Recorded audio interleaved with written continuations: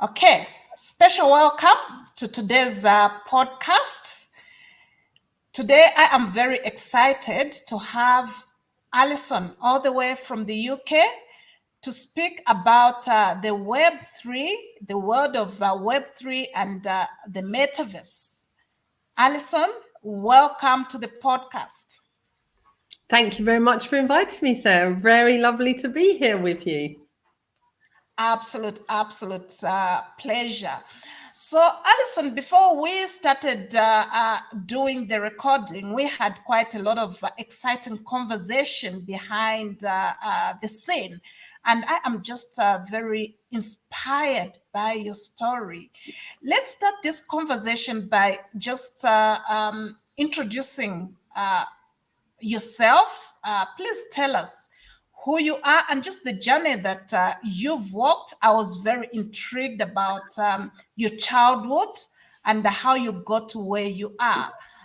Please tell our listeners about yourself and the journey that you've walked.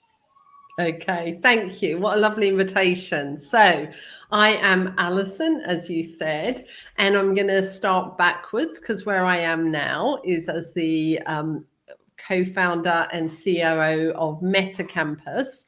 But actually, this is Meta Campus is a Web3 startup, and actually to start from where I did in my life to end up here now, I sometimes have to pinch myself and go, wow, this is like amazing. So I am also, as I shared, I am 54 years old. So I'm quite an older person in this world, talking about this world, which I think is a really important thing, because actually we need everyone to come to this world. And people of my age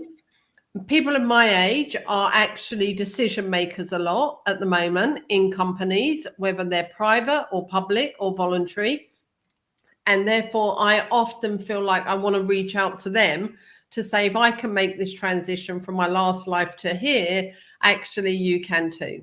So that says, what was my last life? And again, working backwards, I had the privilege of working in public sector in the United Kingdom for just over 30 years.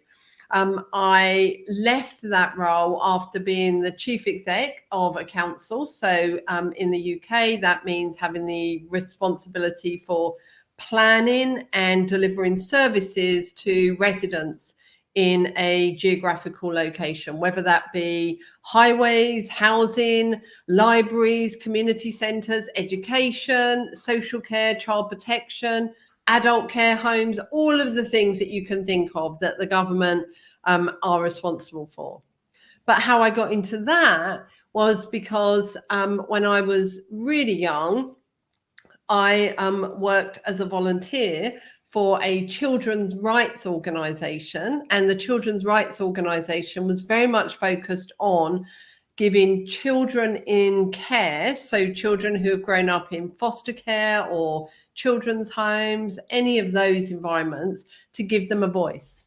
And I got to do that because I actually was a child in care. I spent 8 years of my life in children's homes and foster care. And before that, so between 0 and 10, I lived in a very abusive family environment. And so I always feel myself as being lucky that I was able to step out of that into the safety of the care system, even though the care system, which did protect me, absolutely, it didn't really have my back as a parent would. And it didn't really mean that I got somebody championing for me to get an education. So when I left school, I left school at 15 with no qualifications, 2 years before I was supposed to sit my exams, and I never went back. So those are the things that I kind of missed, which meant that actually it took me longer to get where I needed to a degree, because as I said, I'm 54, and in my era, everyone always wants to see the qualifications. That isn't something that's so relevant now, which is really great for young people with the evolving world of Web3. But that was a really tough challenge for me to be a kid who didn't have qualifications to make it into a professional world. But one of the things that I think has always stood me in good stead is I like to say things how they are. And I like to really speak out, and I think that's what got me help and got me moved out of an abusive family into the protection of the care system. And then also the next role that I got about being an advocate for other young people in care was because I had a lot to say about it. And I was always comfortable to do that. So my kind of strength from that childhood experience actually has been a massive advantage for me now, and still has stood me in great stead all the way through my career.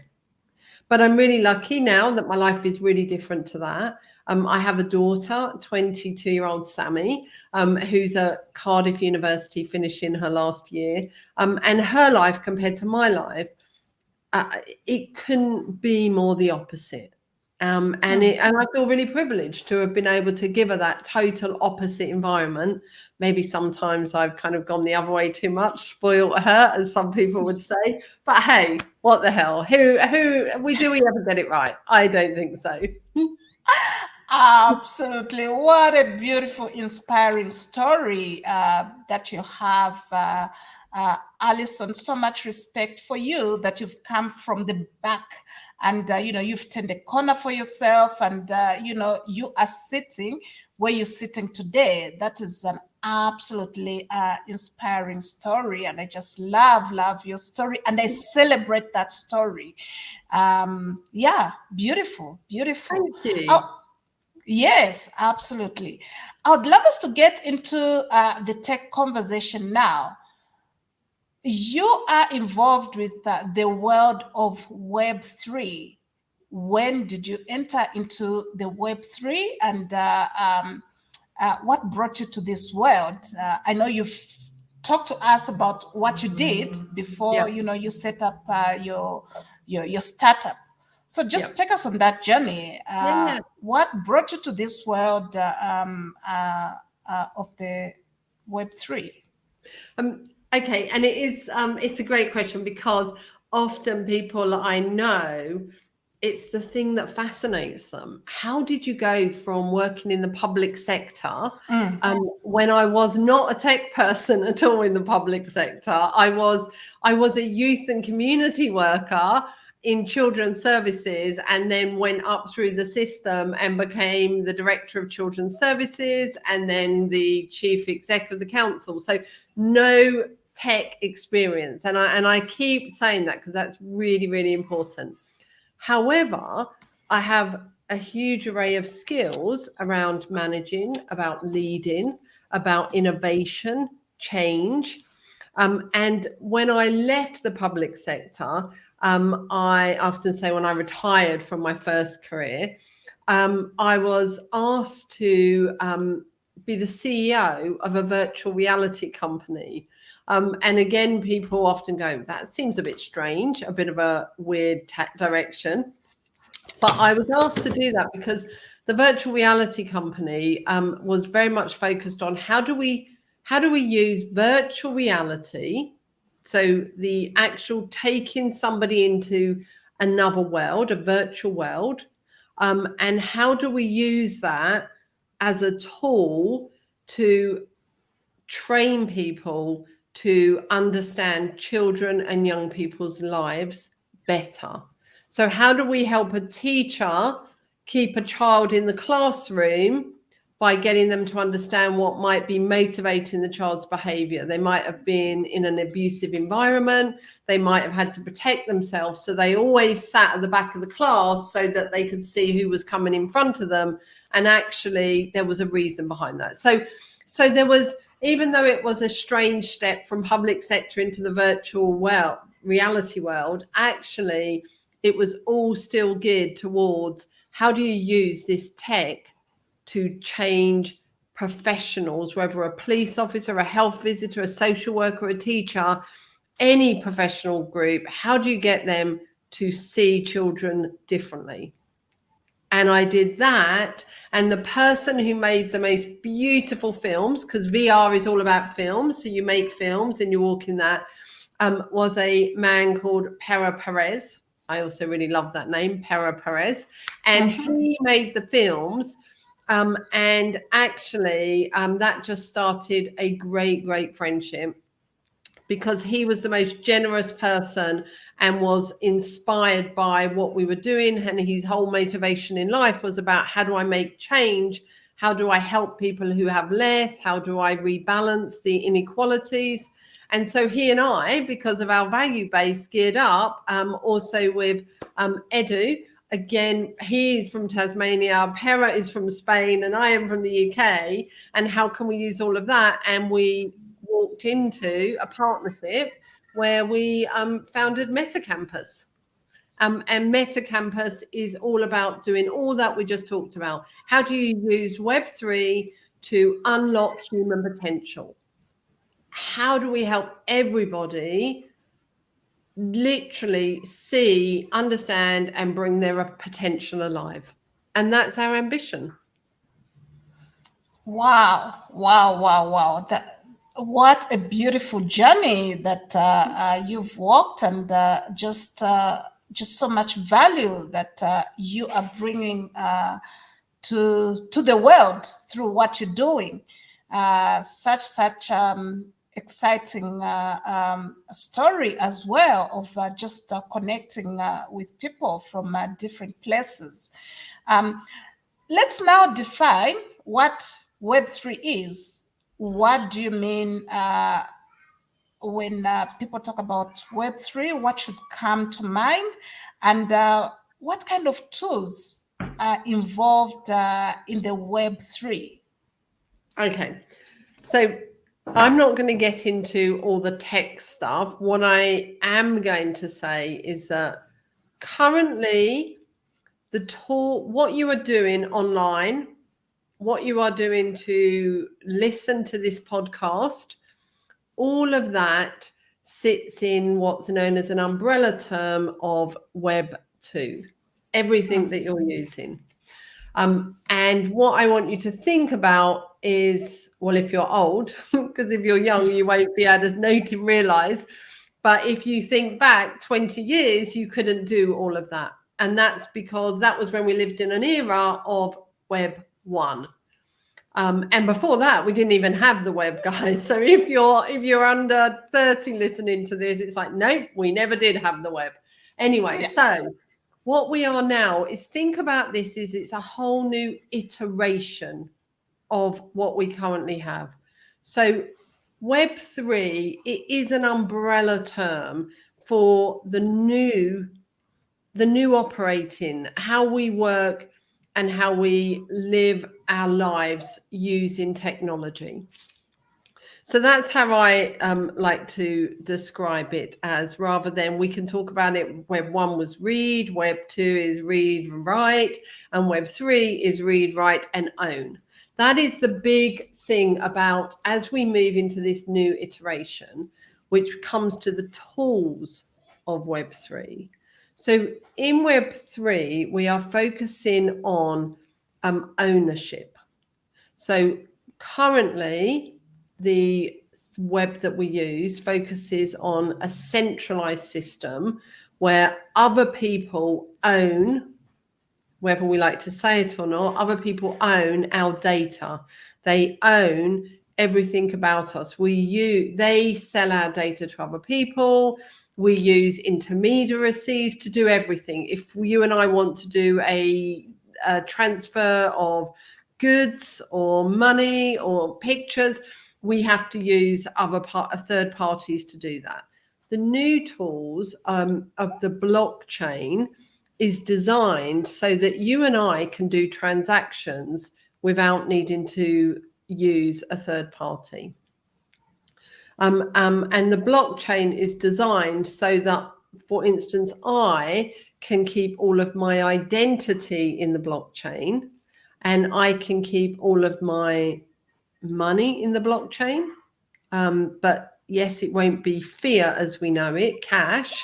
It will be in crypto. I can keep all of that. So we have to think of this new world where I have much greater ownership of me. I have the means to store my resources, to keep all my digital assets that we might call it now. That could be a contract, the lease or the contracts for my house. It could be legal documents, passports, driving licenses, everything. I keep it in the blockchain and I have ownership over that.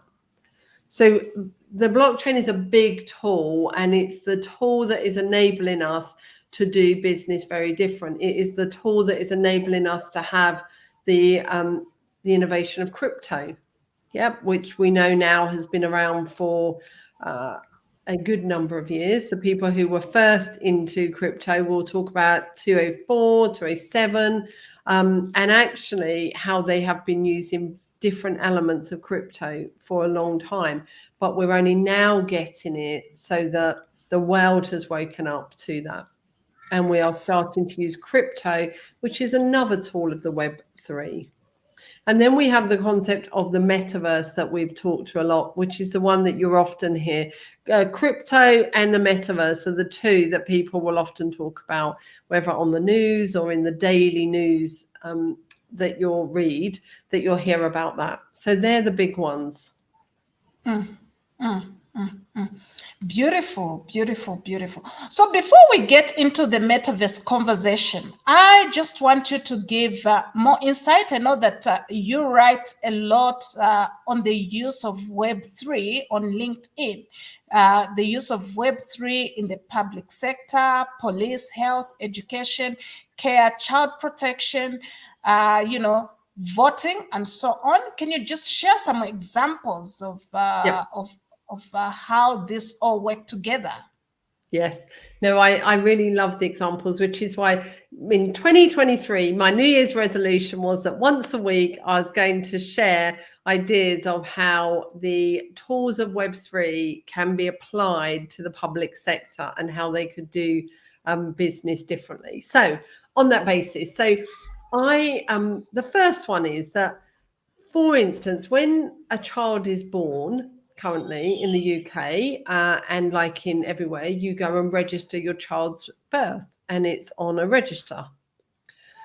Well, we need to be thinking about is actually, could we move that and actually make it so that when my child is born, I could register their birth on the blockchain? So this is a way that you could start to mean that if I was born in 2023, I could put my identity on the blockchain. So we need to get it to that position that we could do that. That's one example. And just imagine if your birth certificate was on the blockchain and then you kept it with you throughout your life, you would never, ever need to go to someone else to get that document. It's yours. You could always prove your identity. But another example of that is that some countries are starting to find ways that their students can place their qualifications that they secure on the blockchain. And I think that's a really important one, because if you have your qualifications on the blockchain, and say you move countries, I mean, you've told me that you have lived in a range of countries, or 3 different countries. And if you did your schooling in one of them and then you moved to another country, you might not have taken those qualifications with you, or your parents might have had them in an attic somewhere and you never see them again. But if they were on the blockchain, you would always have access to them.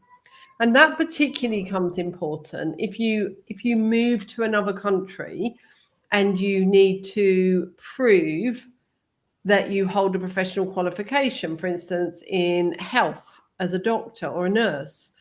And before you can work in that country you're going to, you've got to prove it. Well, those certificates might have been lost, and you could spend a year, 2 years securing them and being able to work. But if they were in the blockchain, they wouldn't get lost. And then when you went to live in a new location, you could just use those to check.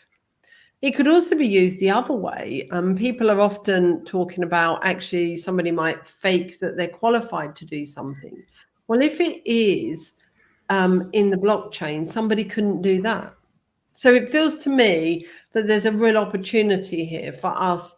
I like to think about it that if we were to hold qualifications on the blockchain, we really do empower people to be able to first be self-sustaining, because they can move anywhere in the world and they can earn, they can put to use their skills and earn, but they can also contribute to that local community that they're living in and immediately become a part of it.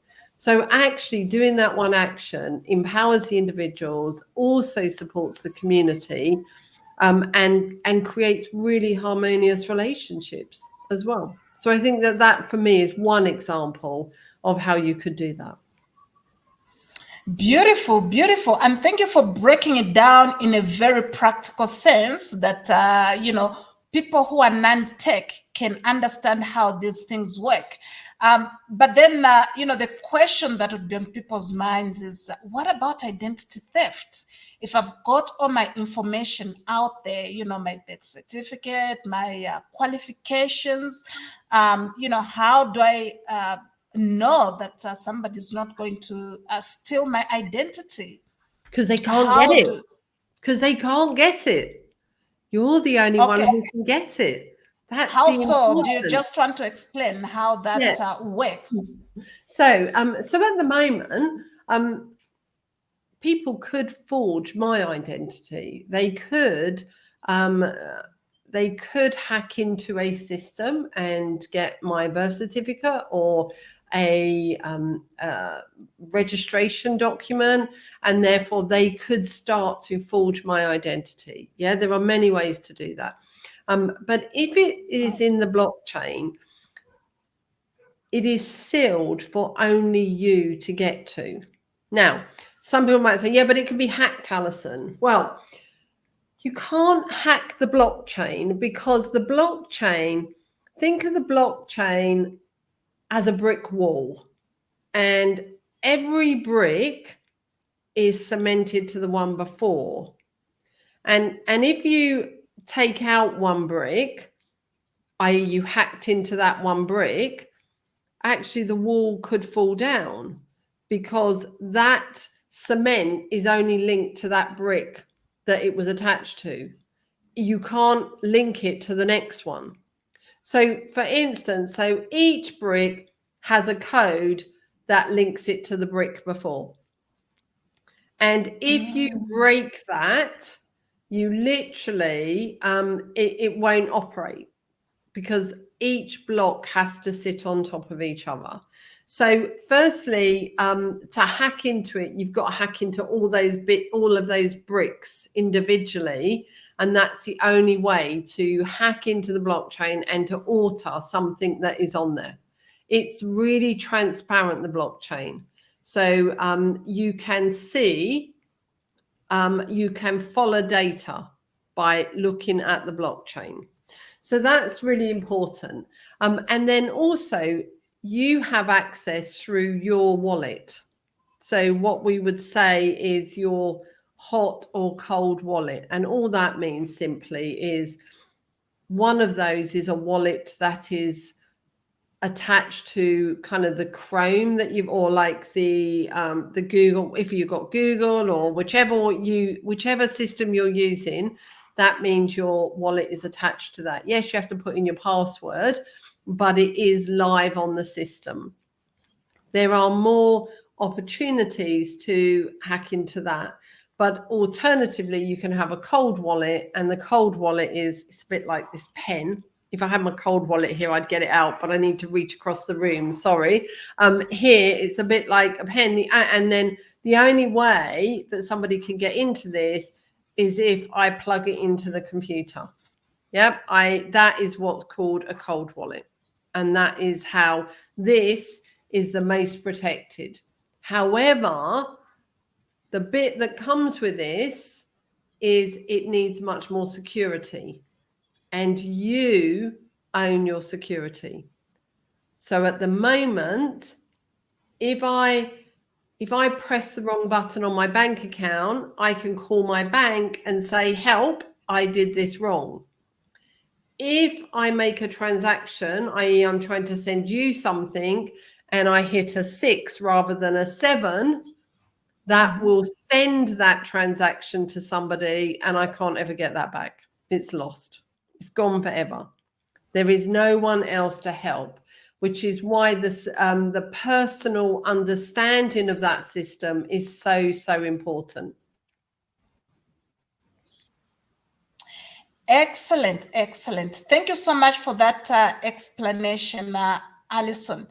I now want us to get into the metaverse conversation. Metaverse is on everybody's mind, and people don't quite understand what this is as well. Can you just explain to our listeners what Metaverse is and how individuals can leverage on it, as well as businesses? Bottom line, why Metaverse? Why should I get involved with Metaverse? What is it?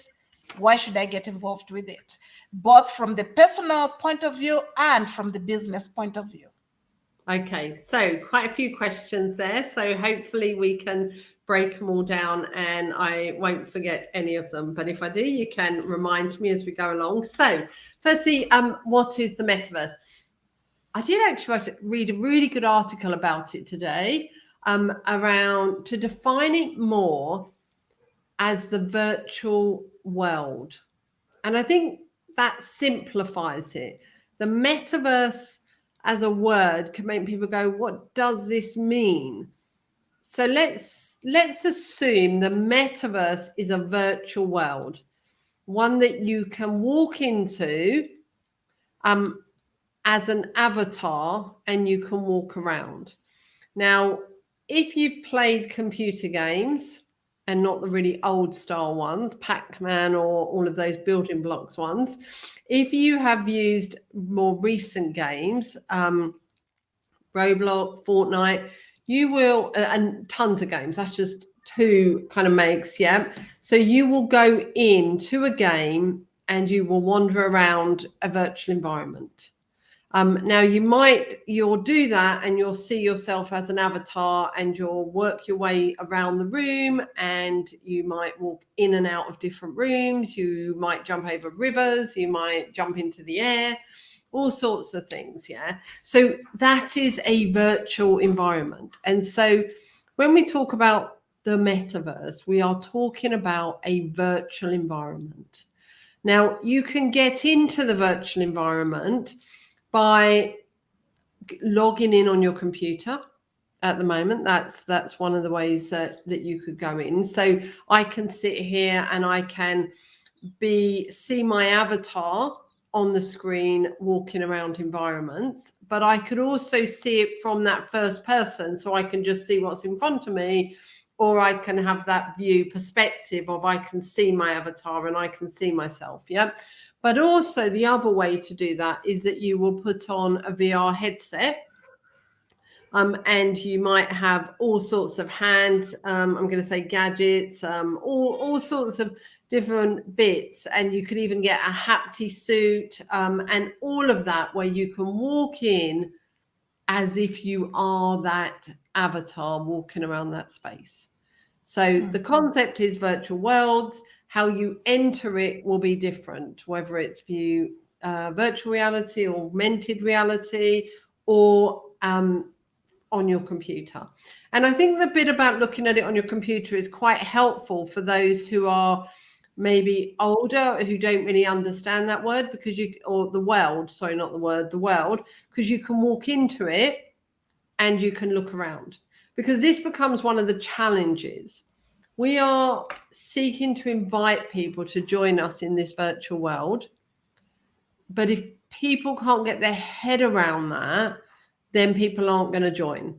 So we talk about moving from having 100,000 members on one site to having 1 million, to having like 100 million. If you think we've got 8 billion people in the world and we want them all to be able to come into a virtual environment, And remember, we're not all going into the same one virtual environment.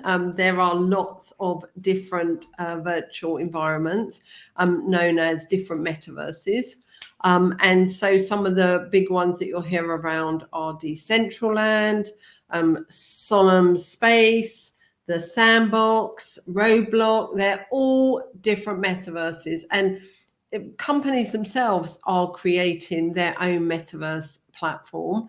And then inviting their members to come into that. So you will always have different. And I was asked recently, should we just have one metaverse, one virtual world? No, we should always have a number.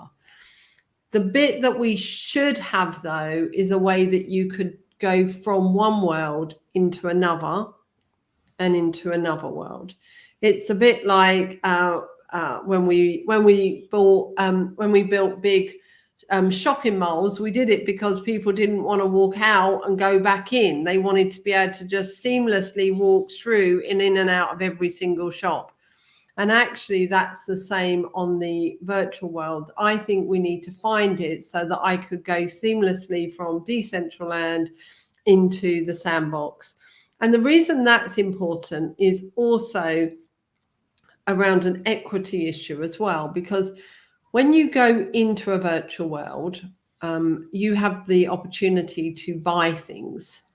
And therefore you will have what people call digital assets. And some of those could even be clothes that you buy to put onto your avatar. So I might buy a hat, or I might buy a jacket. And if I love that jacket, I want to be able to wear that wherever I go. When you have a coat, you want to wear it wherever you go. And when it's cold, obviously. And when I have my coat on my avatar, I don't want to have to hang it at the door when I leave that metaverse space to go into another one. What I want to be able to do is to take it with me. Now, some people might say it doesn't matter, just buy it again in the other one, but that's an economic issue, isn't it? I'm then going to have the means to be able to buy it again in that other one. So again, we have to be careful, because otherwise we could be setting up a system where those who have the economic resources can appear in any of the metaverses and can appear in them in any way they like. But other people might have to go with the standard avatar that's provided by the platform. So then you could start to have this divide, those who are in their regular avatar and those who are in their avatars that have got lots of different things on. So that's really important, that the developers of the different metaverses, and this is going to take a while, need to make things, they use the word interoperability. But all that means is I can go from this room to that room and I can take everything with me. And we need to put that responsibility at the feet of the developers. Those who are developing it need to do that, so that then that helps to address some of the equality issues as we see more and more. So hopefully people know Metaverse is a virtual space which you can go into.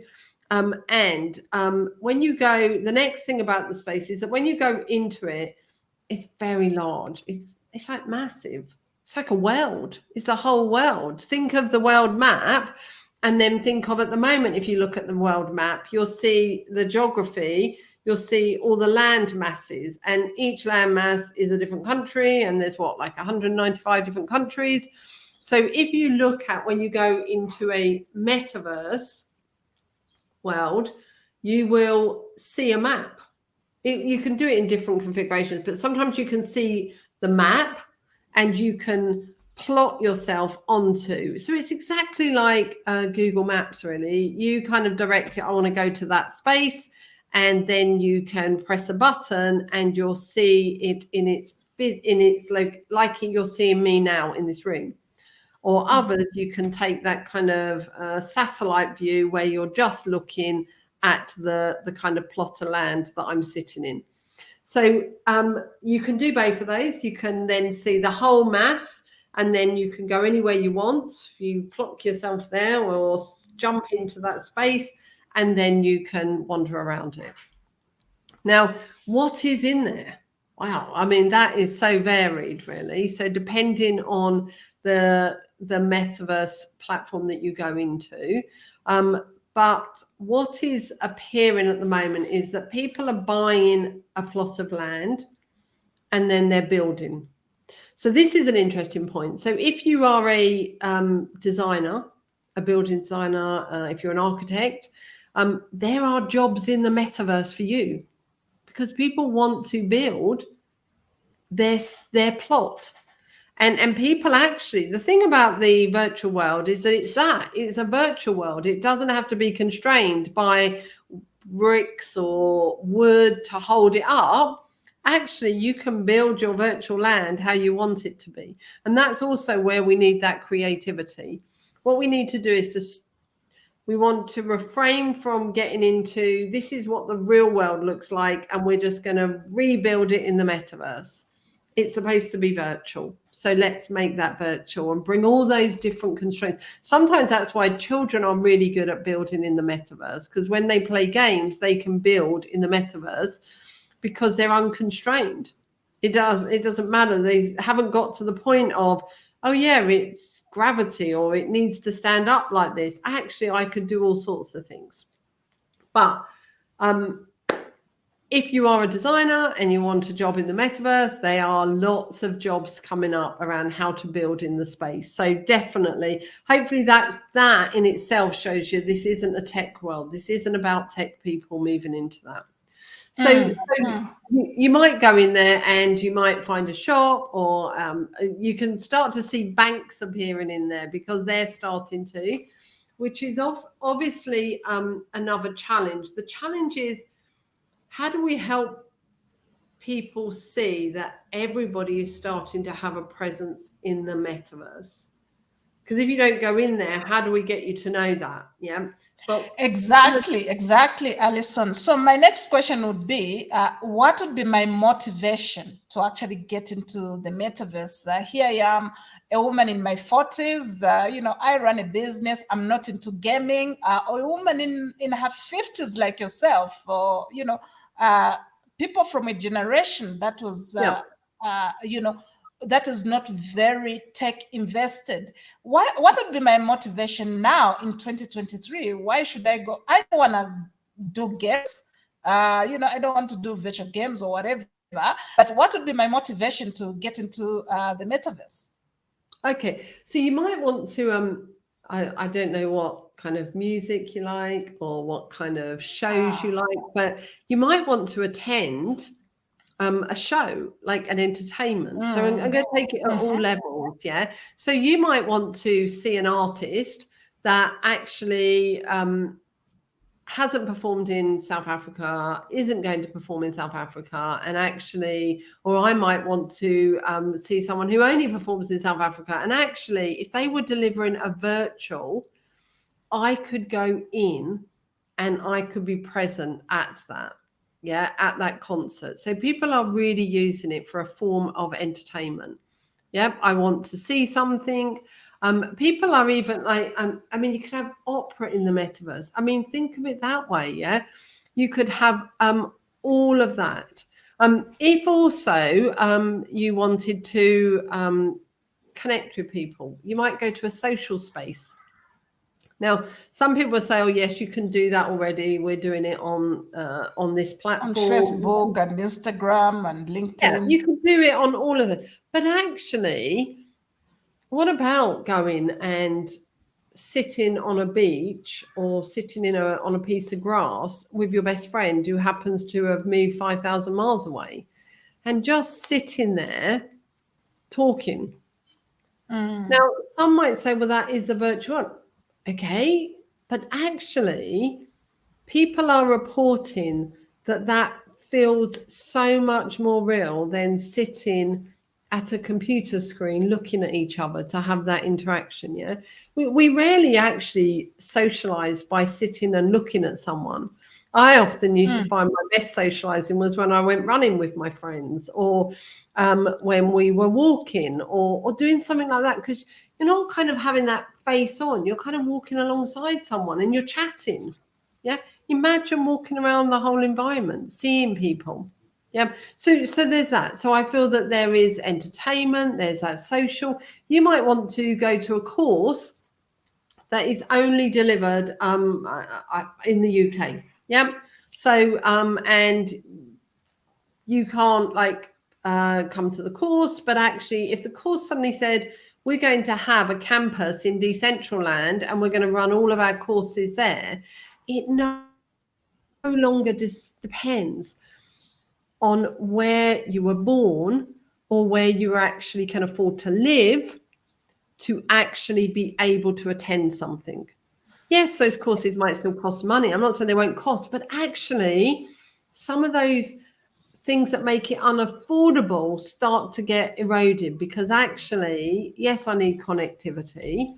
But to be honest, a lot of the world's population have phones. You can even get into metaverse platforms on your phone. Yeah, you don't have to do it via a VR headset. So yes, we might do that in the future, but at the moment there are so many ways. So you could go on a learning environment and you could actually walk alongside other students. Yeah, and the interaction is when you do it online often, the interaction is to the tutor. But if you're in a metaverse environment, you can walk around the room, you can sit next to somebody, you can turn and ask them a question at the same time. So you can do that very differently. So I think you can entertain, you can social, you can learn, you can shop in there too. Now I know that we shop online, but there also is there's been some work done recently around how you can go into a metaverse platform and you can take your avatar, or you are your avatar in there, so you don't take it in there, you are your avatar, and you can build your avatar to be the exact size and shape you are. I mean, you can also build it to be the total opposite, but then you can go into some of these I'm at fashion shops and you can try on the clothes. And you can really get a perspective as to what does that feel like for you. Fashion, the whole fashion industry is talking about how this could really revolutionize wastage because actually people then try things on and then people order what they absolutely really want rather than they just order lots to have at home. How many people order 4 sizes or 4 colors and they get them home and then they send loads back and there's so much wastage? So all of that can be. So hopefully that gives you a bit of insight into you could shop, entertain, travel, learn. It's endless, really. I mean, every day-to-day work meetings could go on in there. Imagine having a big board and you're in your office and you're writing things on the walls, you're doing things, you're collaborating, you're building together. All of that is possible. Beautiful, beautiful. And you've explained it very, very well. And I like the practicality that you bring. The fact that people can go for entertainment, people can go, and try on clothes. I know that a lot of fashion houses are now big on the metaverse platforms, and it's really a very fascinating new world that is coming, that is actually based on experience. It's all about immersion and experience, right? Yeah, it is. And I think earlier you asked me why. Why should if you're a business, whether you're a small, medium, or multinational, why would you do that? And the simple answer is because people like it. If you think of my generation, yes, you had to ask me the question, how do we get people of my generation in there, even of your generation, but one more generation down? Actually, they don't need to be, they're surprised at that question. Why would I go into the metaverse? What are the gains of it? So if that is the mindset of the future or the current younger generations, who will be the ones who have the spending power, who will be the ones who are making the world go round in the future. Well, if you've got a long-term strategy for your business, why does it not include consideration of the metaverse and how you're going to engage in it? And for me, that's the bit. And then for those who want to know, yeah, but nobody's really going to go there, Alison, it's only really going to be kids. No, it is not. Because remember, those kids are going to be adults, and that is their norm. It is. They say kids are born with an iPad nowadays. Well, I'm sure they're going to be born with VR headsets soon, but they will be their norm, yeah? And actually, it is already a $1 trillion business, the metaverse. So why are you standing on the side? And why are you not in there?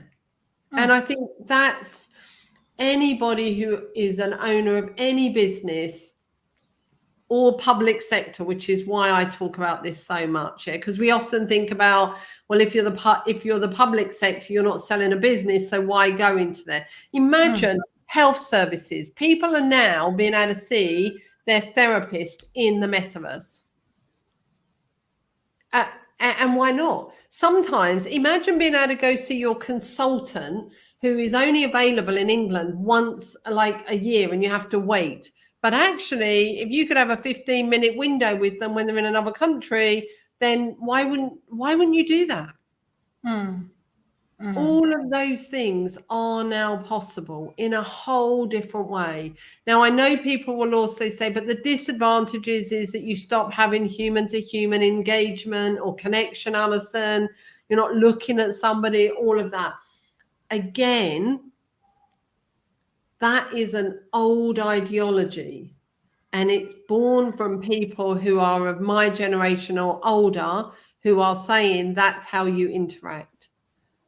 Talk to children and young people, and I'm afraid it is adults who are giving children and young people iPads and inviting them on their phone, inviting them to play, inviting them to meet their friends in the playground, in the metaverse or on Roblox.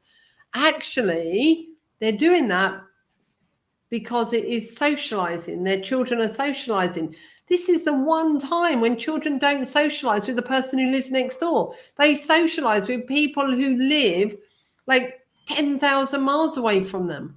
We are bringing the globe to children. They no longer will only hang out with people that look and feel like them because that's who lives in their neighborhood. They literally do. Imagine all the young people who've grown up in school 4 years and said, as a gay woman, I don't feel that I could identify with anyone. Imagine going into social environments where you can engage with everyone who you feel comfortable with, who identifies in the same orientation as you. Imagine what that feels like. This is a way that we can also reduce people's mental health, negative mental health, because we now are opening the world to them. Now, there's a counter to that too much of the world is opened, and therefore people's mental health can be negative because they can see so much, and they are like, how do I get this? It's easier when we've got a smaller insight. But we've got to learn to counter those. I think the advantages far outweigh the disadvantages. Thank you so much for that extensive explanation. And I love that whole concept of long-term thinking, especially for people for our generation, where you're saying now is the time to actually get into the metaverse and start thinking about how, as a business owner or a corporate, you can establish yourself in the metaverse because you're thinking of, long-term vision as well, because probably 5-10 years from now this will be the norm. People are going to go to concerts in the metaverse. Shopping is going to be done in the metaverse. For you to buy insurance, you gotta get into the metaverse and probably experience a product. Yeah, it's a challenge in terms of how we think. And yeah, so culture and technology then have to revolutionize, right? Because I think a lot of us are stuck because of our cultural thinking. This is how we've always done life, So how on earth do I now start living in the metaverse. So there are all these counter reaction that comes based on the cultural thinking. Do you just want to talk a little bit about that? Yeah. Well, I mean, I think some of it we've been touching on, because I think they're two are like I often talk about it as a technology and cultural revolution, because this is about living and doing things differently. And so whilst the tech is enabling us to do that, that's why, like at Meta Campus, what we really focus on is not just the learning of what the new tech is. Okay, let me learn what the metaverse is. Let me learn what Bitcoin is. Let me learn what ETH is, or let's learn what blockchain is. We need to help people realign their thinking. So what we just talked about, how do we think, yes, we could learn and play in that virtual world. We could actually engage differently. We could actually use this for how we employ people differently.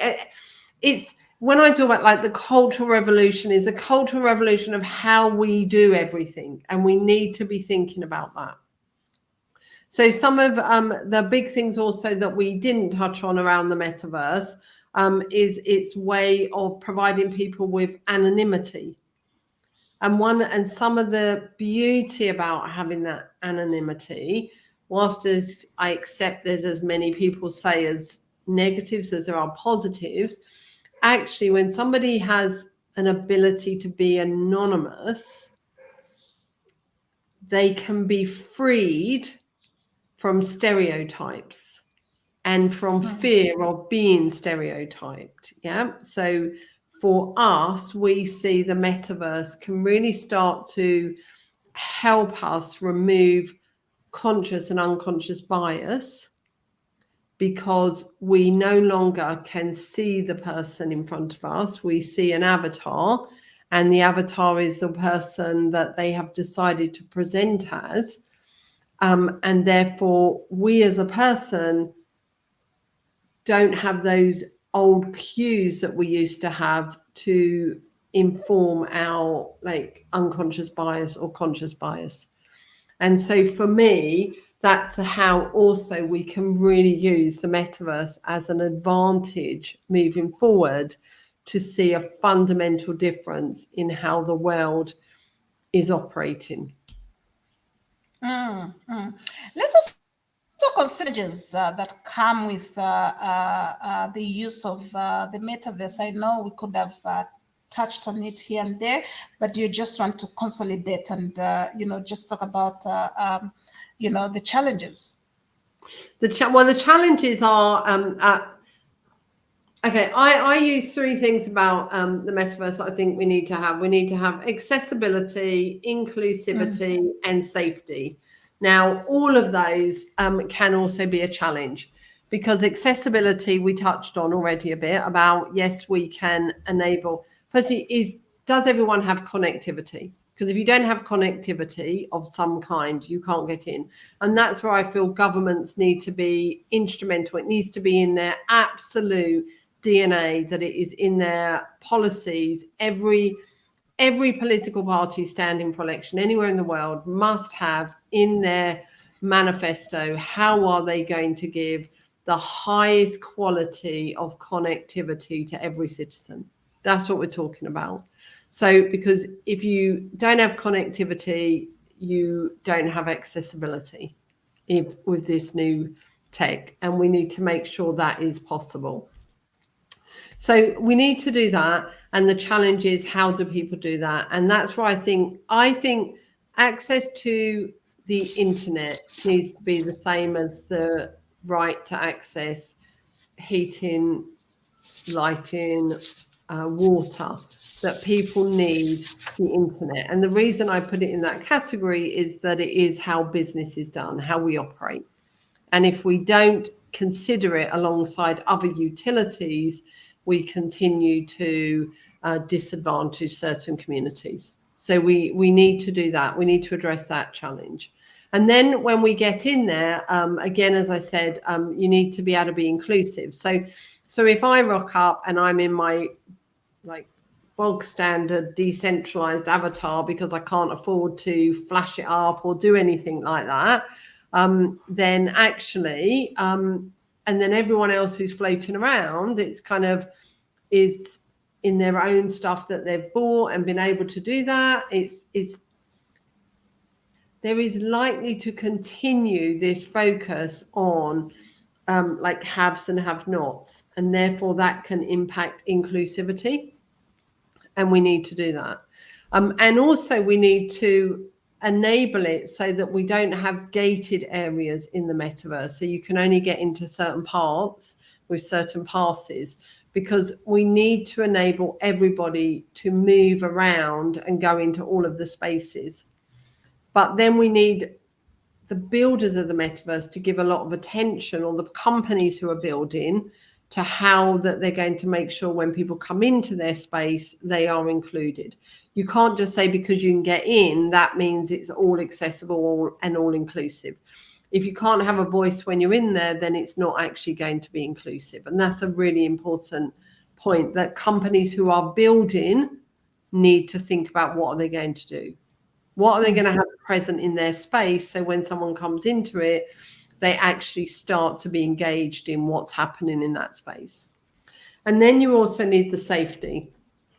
So lots of people will talk about the negative experiences of the metaverse, of incidents of people feeling that they have been physically abused because in that metaverse space.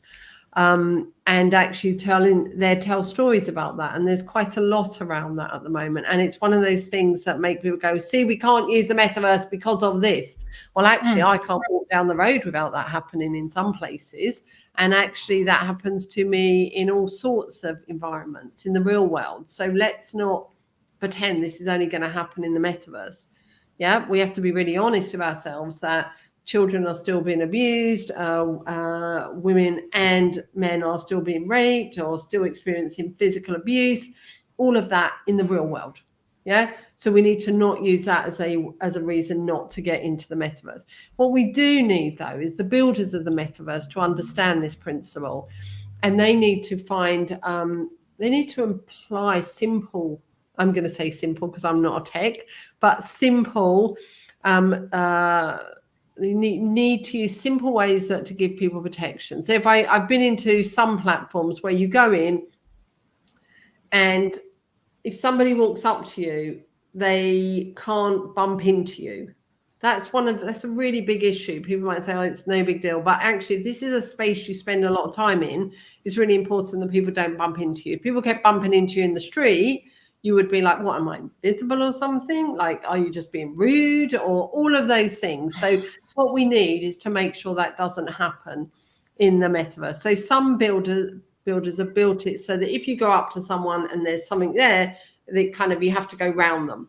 And that's a really important point. Nobody can get within my circle. I have this little protective bubble. But we have others where you can literally just walk straight through someone. Now, that's a bit spooky, yeah? I mean, I'm of that generation where I remember the movie Ghost, where the ghost walks through, like Whoopi Goldberg and all of that, and you're just like, oh my God, that's freaky. So, and I feel like that, I generally do. And so I know when you go into the metaverse, you can't help it. You land where you land, and therefore it can be right on top of somebody, and that's quite invasive. So we need to resolve that issue, because that just doesn't feel okay. Now, there is the bit of, at the moment, people have to be, okay, well, somebody walked through me, they were just trying to get somewhere, and actually that you only go straight, you don't go round the curve. But there have been, I was on a metaverse platform for New Year's Eve, and literally wherever I went, this other person just kept walking through me. And it's like, not okay. Like, it's get out of my space, yeah? And that's the bit. So that's a kind of challenge too, yeah? But that is a challenge that exists everywhere, but those are the kind of challenges. And the bit that for me is also really important about all of these challenges is the need to bring education around the metaverse into our everyday life. We need to be talking about the metaverse in primary school, in secondary school, in colleges, in universities. Because when we talk about something, then when somebody has a negative experience, they will openly talk about it. If we don't talk about it and we make it a taboo, actually people don't feel safe talking about their experience. So we need to get it into every element of education. We need to get it into you'll see it more and more appear in films. It needs to be everywhere. So it becomes the norm. And then that will start to help us crack the challenges. But I think tech developers can help us. They need to, and that's why when you build metaverse, you always need a team. You don't just need tech people. You need people who will have different, more like a different experience, will have a different thinking. They'll see the world through a different pair of lenses. And therefore you put them all together and you can build something really unique. Beautiful. And thank you for breaking down just in your explanation the challenges that come with the metaverse. It's been such a great conversation. I have personally learned a lot, Alison. Thank you so much. As we start wrapping up this conversation, let's look at what your wishes would be when it comes to Web3 for the future. What do you wish to see? Okay. Well, I kind of stole my wishes actually, because I kind of referenced it. What I wish is that this new evolving world is accessible, inclusive, and safe. And therefore, to do that, my wish is that every person who is in a position of decision-making power at a government level, a public sector level, organizational level, starts to think about what this new world is looking like and how they can bring it to everyone. So we can address my 3 wishes of accessibility, inclusion, and safety. Excellent, excellent. And finally, what would you advise our listeners to read, watch, or visit just to gain further insight regarding all the concepts that you've shared on this podcast?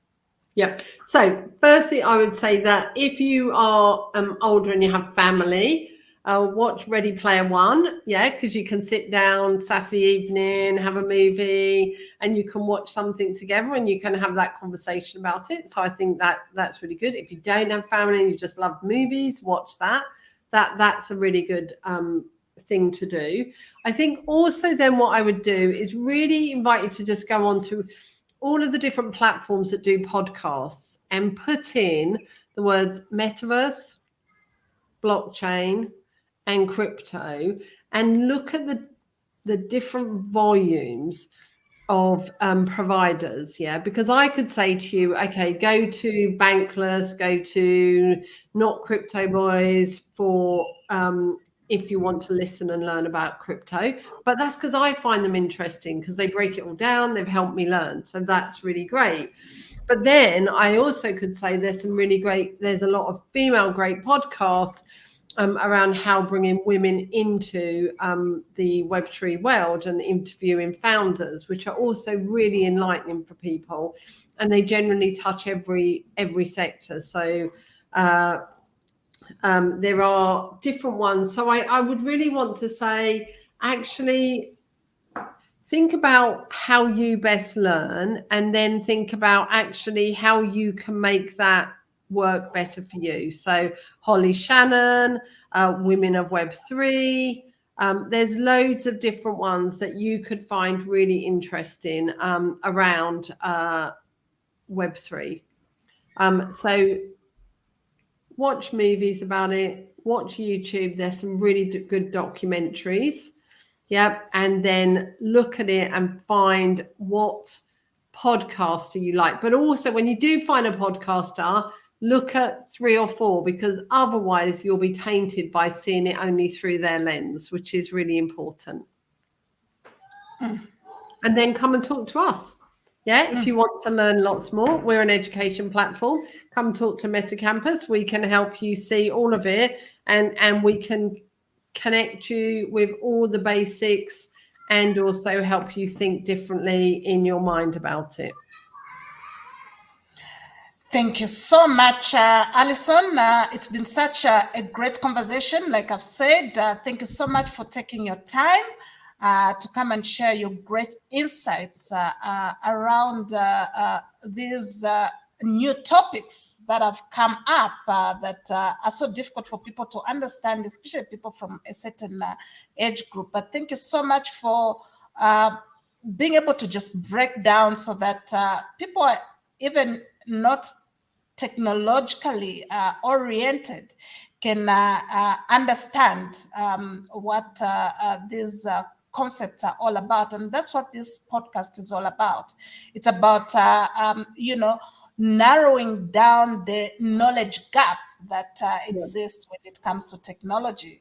So thank you so much for your precious time, and have a great day going forward. Thank you. Thank you for inviting me. It's been fun talking with you, and I look forward to talking to you again. Absolutely. Take For care. now, ciao, ciao. Cheers. Enjoy your day.